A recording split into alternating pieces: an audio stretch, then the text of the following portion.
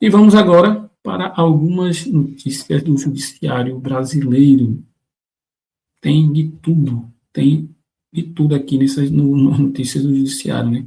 Inclusive um absurdo que a gente vai comentar daqui a pouco. Mas vamos começar com essa. A PGR se manifesta contra a prisão domiciliar de Jair Bolsonaro. O Procurador-Geral da República, Paulo Gonet, encaminhou ao Supremo Tribunal Federal, nesta sexta-feira, dia 20, um parecer contrário à concessão de prisão domiciliar para o ex-presidente Jair Bolsonaro. A manifestação rebate os argumentos da defesa, assegurando que o complexo penitenciário da Papuda possui condições plenas para garantir a integridade física do custodiado. Segundo o documento enviado à Corte, a unidade conhecida como Papudinha oferece suporte médico ambulatorial 24 horas por dia.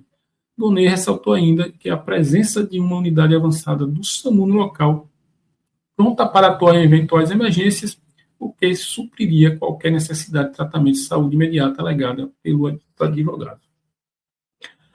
Bolsonaro está detido no 19º Batalhão da Polícia Militar, uma ala destinada a presos com prerrogativas especiais, como ex-autoridades e membros de forças de segurança. Ele cumpre uma sentença de 27 anos e 3 meses de prisão após ser condenado no âmbito da ação penal que investigou a trama de tentativa de golpe de Estado. Então, segundo a PGR, não há necessidade do Bolsonaro ir para casa fazer reuniões políticas, né? Ele pode fazer isso na Papudinha, um de cada vez, e ele vai orientando os seus seguidores políticos, né? Vamos para o caso Master. Caso Master. PF avalia pedir ao STF quebra de sigilo de fundo ligado à TOF. A Polícia Federal deve solicitar ao Supremo Tribunal Federal a quebra de sigilo do fundo Marítimo, ligado a familiares do ministro Dias Toffoli, no contexto das investigações sobre as fraudes bilionárias do Banco Master. O magistrado, até o momento, não é formalmente alvo do inquérito. Segundo a CNN Brasil, os investigadores pretendem aprofundar a apuração para verificar se houve eventual prática de corrupção passiva. O caso envolve análise de movimentações financeiras e possíveis conexões entre o fundo e recursos atribuídos ao banqueiro Daniel Vorcaro. Deixa eu voltar aqui. A Polícia Federal encaminhou os autos do inquérito ao STF.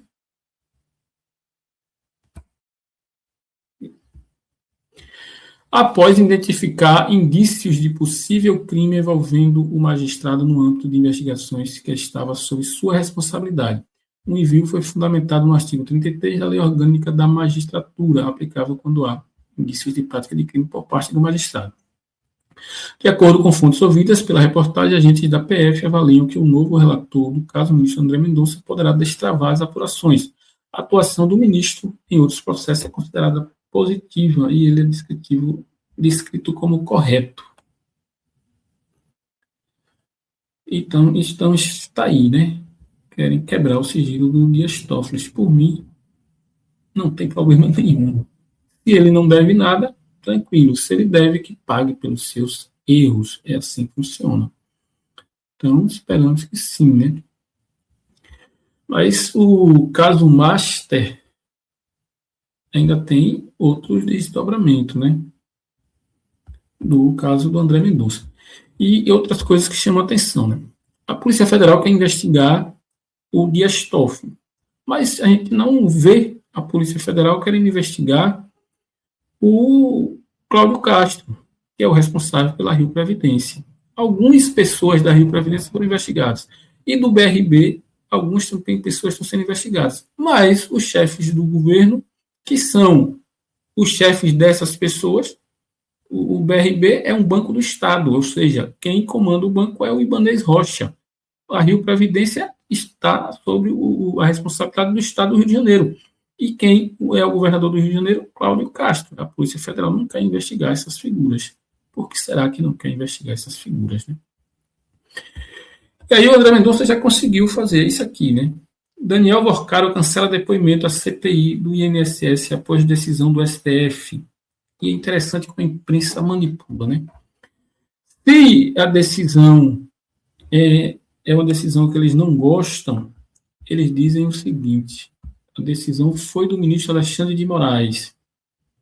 Aí, como eles querem proteger o ministro, aí na chamada aqui tem ele já começa da seguinte forma na chamada, né? Daniel Alvorcaro cancela depoimento à CPMI do INSS após decisão do STF. E já tira a figura, né? Muita gente só vai ler o título, né?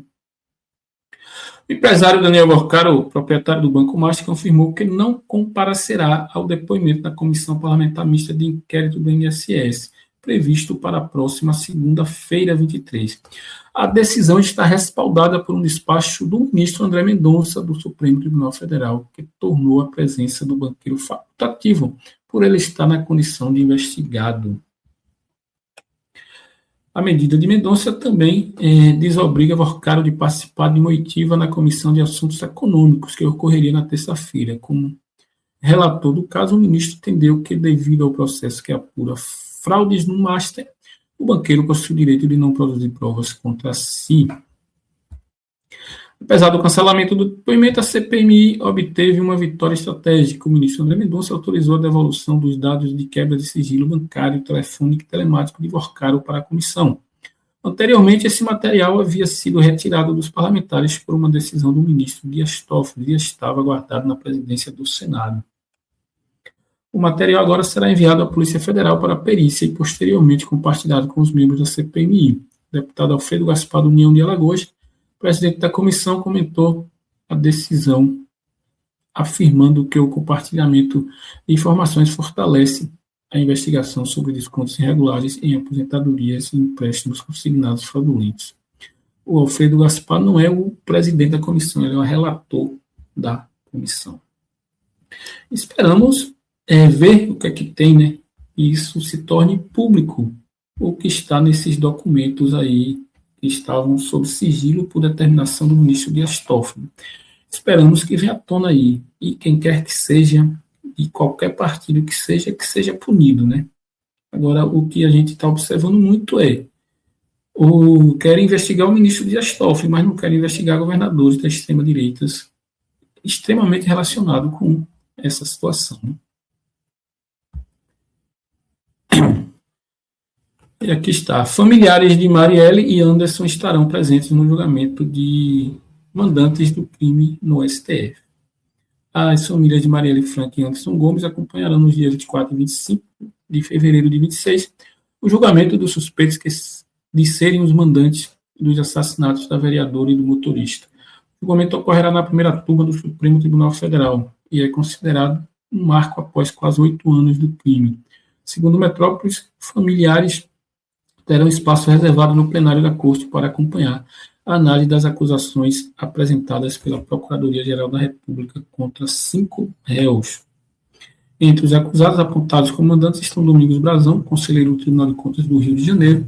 Chiquinho Brazão, ex-deputado, também integra o processo o delegado Rivaldo Barbosa, ex-chefe da Polícia Civil do Rio de Janeiro, acusado de auxiliar no planejamento e no acobertamento do crime, além de Ronald Paulo e Alves Pereira, ex-major da Polícia Militar do Rio, e Robson Calixto Fonseca, ex-assessor de Domingos Brazão. Os 3 são apontados como integrantes da organização criminosa investigada. Então, próxima terça e quarta-feira, eles serão julgados na primeira turma do STF, que tem apenas 4 integrantes, né? Já que o substituto de Barroso ainda não foi oficialmente indicado e nem sabatinado no Senado Federal, provavelmente o Jorge Messias, né?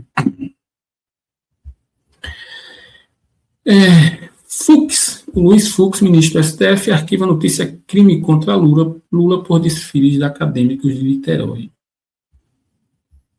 Então, já tem aqui aí já uma semana do desfile e tudo resolvido e só se fala ainda nisso. Na ação, o advogado Rodrigo Marinho de Oliveira alegava que é competência da Suprema Corte julgar o presidente da República. Agora tem que julgar se houver algum crime, né? O ministro Luiz Fux, do Supremo Tribunal Federal, arquivou nesta sexta-feira 20 uma notícia crime contra o presidente Lula pela prática de intolerância religiosa no desfile de acadêmicos de Niterói no carnaval deste ano. Na decisão, o magistrado extinguiu a ação sem julgar o mérito. Fux citou o regimento interno do STF que diz que o tribunal não processará comunicação de crime, encaminhando-a à Procuradoria-Geral da República. No despacho, o ministro decidiu não encaminhar a notícia crime à PGR e arquivou o pedido, né? Até porque o pedido é absurdo, né?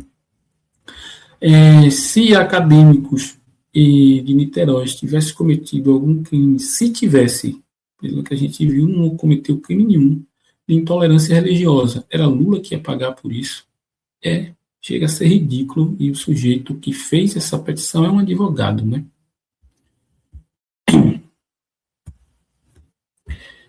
E em breve o presidiário Bolsonaro terá companhia na Papudinha, né? STF tem maioria para manter condenação de ex-cúpula da Polícia Militar do DF pelo 8 de janeiro, né? Militares foram condenados por omissão na contenção dos atos golpistas. A primeira turma do Supremo Tribunal Federal formou nesta sexta-feira 20 maioria de votos para manter a condenação de 5 ex-integrantes da cúpula da Polícia Militar do Distrito Federal a 16 anos de prisão por omissão na contenção dos atos golpistas de 8 de janeiro.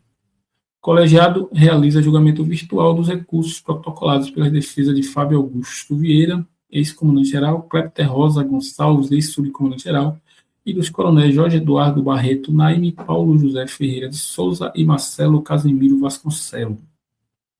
O julgamento começou na sexta-feira 13 e será encerrado terça-feira 24. Até o momento prevalece no julgamento o voto do relator, o ministro Alexandre de Moraes. Para o ministro, há irregularidade na decisão colegiada. Não há irregularidades na decisão colegiada que, em novembro do ano passado, condenou os policiais militares. O voto foi seguido pelos ministros Cristiano Zanin, Carmen Lúcia, falta o voto de Flávio Dino. Durante a tramitação dos processos, as defesas dos acusados questionaram a realização do julgamento pelo STF e afirmaram que os acusados não têm foro privilegiado. Os advogados também alegaram cerceamento de defesa por falta de acesso total a documentos do processo. Com essa decisão, que vai terminar dia 24, provavelmente 4-0, a cúpula do DF provavelmente vai ser encaminhada para a Papudinha, e aí vai fazer companhia ao seu ídolo, o presidiário Bolsonaro, por quem eles jogaram as suas carreiras fora, né? Presidente da Unafisco presta depoimento como investigado de sindicato, né? Cabral foi intimado por Moraes após declarações contra o STF. O presidente da Unafisco Nacional, auditor fiscal Kleber Cabral, prestou depoimento nesta sexta-feira 20 à Polícia Federal na comissão de investigados, segundo o sindicato. De acordo com a entidade, Cabral foi ouvido de forma remota no âmbito do chamado inquérito das fake news, em razão de declarações concedidas à imprensa na última quarta-feira 18. A CNN Brasil tenta confirmar o caso com o STF. O ministro Alexandre de Moraes determinou nesta semana que a PF intimasse o dirigente para prestar esclarecimentos sobre falas consideradas duras contra a corte. Em entrevista, a CNN, Cabral afirmou não vê indícios de que o auditor, alvo da decisão de Moraes, em operação realizada na quarta-feira 18, tenha efetivamente vazado dados. Outros veículos, ele declarou que geraria mais temor aos servidores da Receita Federal investigar a facção criminosa do que o próprio STF.